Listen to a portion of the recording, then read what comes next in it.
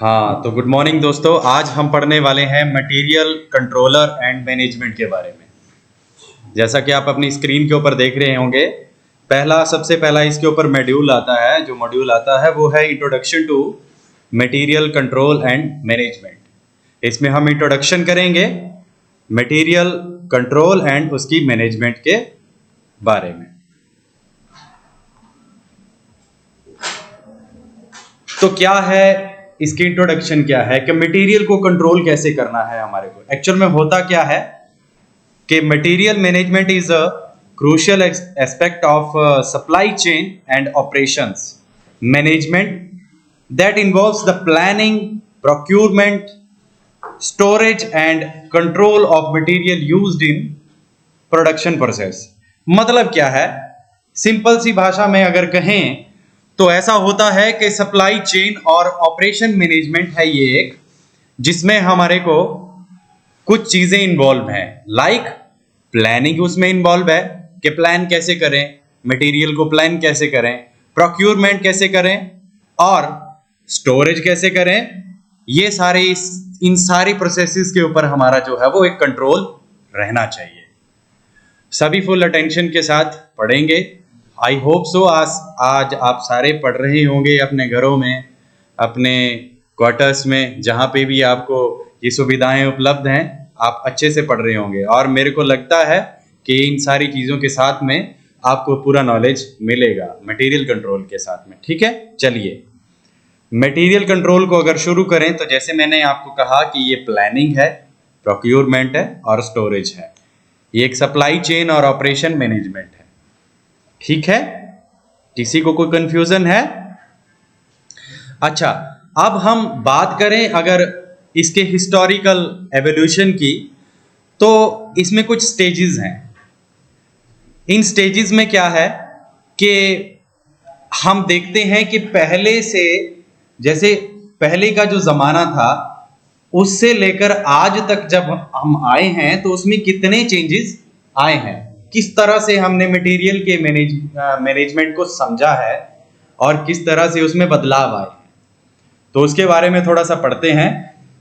जैसे कि historical evolution की अगर बात करें तो सबसे पहला आता है उसमें मैनुअल सिस्टम, और दूसरा आता है इंडस्ट्रियल रेवोल्यूशन, तीसरा आता है आपके पास साइंटिफिक मैनेजमेंट, फिर पोस्ट वर्ल्ड वॉर में जो है वो just in time made management है। उसके बाद कंप्यूटराइजेशन एंड एमआरपी आया, फिर एंटरप्राइज रिसोर्स प्लानिंग आया, और फिर उसके बाद आया हमारे पास सप्लाई चेन मैनेजमेंट। उसी के बाद हम डिजिटल की तरफ बढ़ने लगे, डिजिटलाइजेशन हुआ, डिजिटल ट्रांसफॉर्मेशन एंड इंडस्ट्री। तो इन सभी चीजों से पहले हम बात करेंगे मैनुअल सिस्टम की, कि असल में मैनुअल सिस्टम में क्या हुआ। तो अगर बात करें मैनुअल सिस्टम की तो दोस्तों ऐसा होता है कि पहले के जमाने में ऐसा हुआ करता था कि हमारे पास कोई और सोर्सेज नहीं होता था, हमारे पास कोई भी ऐसा सोर्स नहीं होता था कि हमारे को कहीं से मटेरियल आ जाएगा। इसका अगर एग्जाम्पल की बात करें तो हम एग्जाम्पल देते हैं ब्लैक स्मिथ का। जैसे कि पर्सनली मैं भी एक ब्लैक स्मिथ फैमिली से बिलोंग करता हूं, तो मैंने अपने दादाजी को कई बार ऐसा देखा था। हमारे दादाजी का जो टाइम था, जैसे कि अगर हम बात करें पुराने जमाने की, तो उसमें ऐसा भी होता था कि विलेजेस तक जो चीजें हैं ना उनको पहुंचने के लिए आपको पता ही है कि थोड़ा सा टाइम लग जाता है। तो वो ये उसी टाइम की बात है जब मैंने इन चीजों को परखा, मैंने देखा, तो ये मैनुअल सिस्टम था। इसमें ऐसा होता था कि जैसे एक ब्लैक स्मिथ ने जो है कोई भी काम करना है, कोई भी अगर उसने लोहा भी अगर उसने उसको पकाना है, उस लोहे को गर्म करना है, तो उसके लिए उसके पास कोयला होता नहीं था, उसके पास कोई ऐसा रिसोर्स नहीं था कि वो कहीं से कोयला लेके आएगा और वो लोहे को गर्म कर लेगा और उसका कोई एक औजार तैयार कर देगा। तो उसमें होता ऐसा था कि वो अपने आप जो है वो कोयला बनाता था। तो ये है मैनुअल सिस्टम, जो प्री इंडस्ट्रियल रेवोल्यूशन था। ये एक ऐसा रेवोल्यूशन था जिसमें सारी चीजें हमारे को खुद ही करनी थी। कोई कंफ्यूजन है इसमें? जी। कोयला बनाने के लिए ऐसा हुआ करता था कि एक जैसे लकड़ी ली जाती थी, पहले खड्डा किया जाता था, खड्डे के बीच में जो है लकड़ी को डाला जाता था, उसके बाद जो है उसको आग लगाई जाती थी, ऊपर से कुछ भूसा वगैरह डाल के या ऐसे घास फूस डाल के, सूखा घास फूस डाल के उसके ऊपर आग लगाई जाती थी।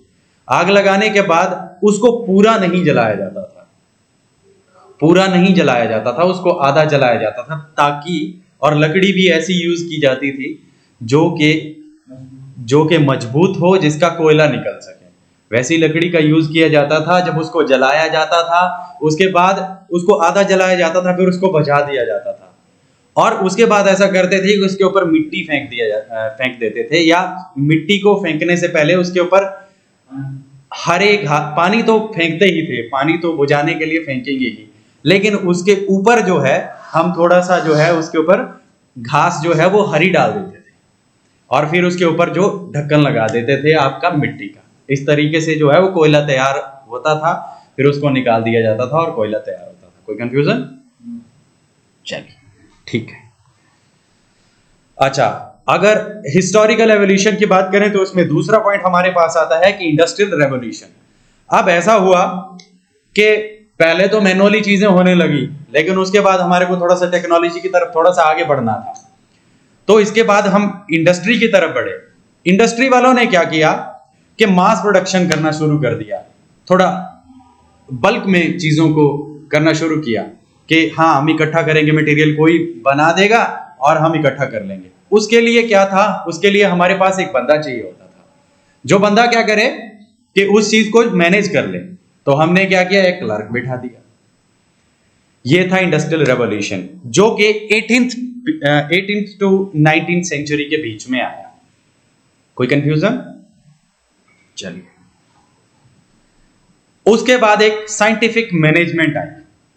अच्छा, साइंटिफिक मैनेजमेंट के बारे में अगर पढ़े तो ये 20th सेंचुरी में आई, और इसमें क्या हुआ, एक साइंटिस्ट था जिसका नाम था Frederick Taylor, Frederick Winslow Taylor.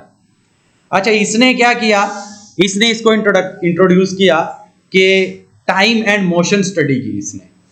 इसने कहा कि हम जो है चीजों को टाइम के अकॉर्डिंगली जो है बोलेंगे कि कितने टाइम में जो है हम चीजों को बना सकते हैं, कितने टाइम में हम चीजों को पहुंचा सकते हैं, और किस तरीके से हम उन चीजों को एक जगह से दूसरी जगह को एक्सपोर्ट कर सकते हैं। तो ये टाइम एंड मोशन स्टडी हुई, ये एक तीसरा पॉइंट हमारे पास आया साइंटिफिक मैनेजमेंट का। कोई कंफ्यूजन?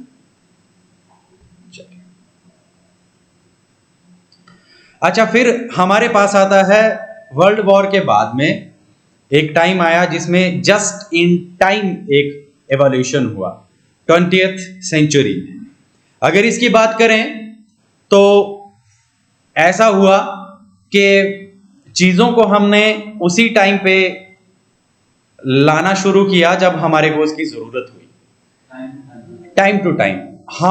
हमने सोचा कि अब हम ऐसा नहीं करेंगे कि पहले से ही सामान स्टोर करके रख दें, हम उसी टाइम के ऊपर चीजों को लेके आएंगे जब हमारे को चीजों की जरूरत होगी, जस्ट इन टाइम। इससे क्या हुआ कि हमारे को वेयर हाउस का खर्चा बच गया। इससे क्या हुआ कि हमारे को चीजों को स्टोर नहीं करना पड़ा। अगर हमारे को चीजों को स्टोर करना पड़ेगा तो हमारा खर्चा बचेगा, वहां पे जो जिसको हमने रखना है, क्लर्क को रखना है, वो भी खर्चा बचा, हमारे को एक एम्प्लॉय नहीं रखना पड़ा। जैसे ही सामान आएगा वैसे ही हम उसको यूज कर लेंगे।